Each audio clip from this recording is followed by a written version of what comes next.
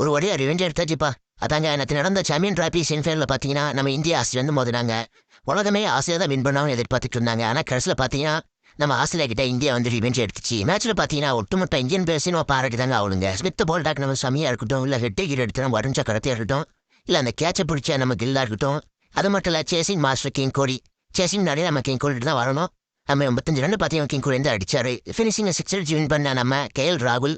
அதுக்கடுத்து முக்கியமான இடத்துல 3 சிக்ஸ் அடிச்சு டீமுக்காக 3 சிக்ஸ் அடிச்ச நம்ம கார்த்திக் பாண்டியா. அது மட்டும் இல்ல பவர் பிளேல பாத்தீங்கன்னா சூப்பரா விளாண்டா நம்ம ஹிட்மேன் ரோஹித் சர்மா. நம்ம இந்தியன் பிளேயர்ஸ் எல்லாத்தையுமே நம்ம பாராட்டி தாங்க ஆகணுங்க. அது மட்டும் இல்லைங்க, நம்ம இந்தியா டீமுக்கு எம்மா இருக்க நம்ம ஹெட்டை பாத்தீங்கன்னா ஒரு வழியா சண்டா கிண்டெல்லாம் போட்டு நம்ம ஹெட்டை பாத்தீங்கன்னா 50 ரன்னுக்குள்ள தூக்கிட்டாங்க. அவரும் பாத்தீங்கன்னா பவர் பிளேயர் வந்து நம்ம இந்தியன் ஃபேன்ஸ் எல்லாத்தையுமே பயங்கட்டிட்டாருங்க. ஒரு போக்கில் பாத்தீங்கன்னா விட்டுருந்தா 150 அடிச்சிருப்பாரு. 2023 ஃபைனல் அடிச்ச மாதிரி இந்திய செமிஃபைனல் பாத்தீங்கன்னா 150 அடிச்சிருப்பாரு. நல்ல விளாங்க. நம்ம இந்தியன் ஃப்ரெண்ட்ஸ் எல்லாருமே பார்த்தீங்கன்னா ஜண்டா கிண்டெல்லாம் போட்டு நம்ம ஹிட்டை வந்து அவுட் பண்ணிட்டாங்க. ஒரு வழியாக நம்ம இந்தியாவை பார்த்தீங்கன்னா ஆஸ்திரேலியா கிட்ட ரிவெஞ்ச் எடுத்துட்டாங்க. ஃபைனலும் போயிட்டாங்க. அவர் என்னங்க பண்டிகை கொண்டாட வேண்டியதுனே.